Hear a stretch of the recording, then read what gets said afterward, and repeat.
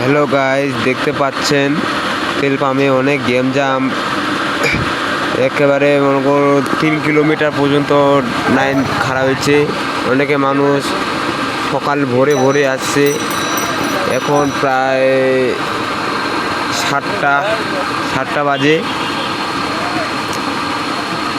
আজকে তেল দেওয়ার কথা।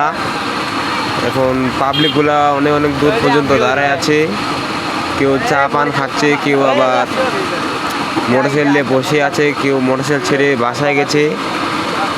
দেখতে পাচ্ছেন বাজার পর্যন্ত চলে এসছে। বাজারে রান ঘুরছে এটা।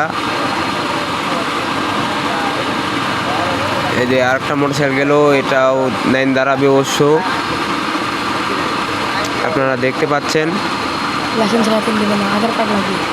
লাইসেন্স ছাড়াও তেল দিতে চায় না, আধার কার্ড লাগিবে।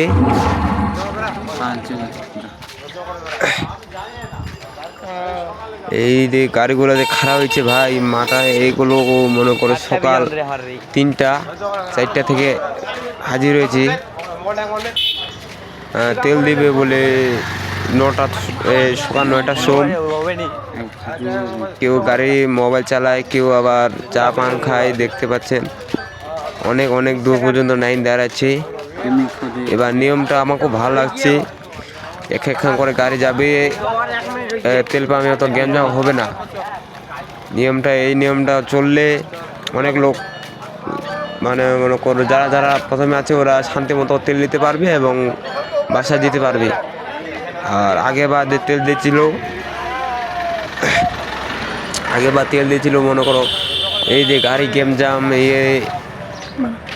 মারামারি অত নাই, অত আর প্যারা নাই।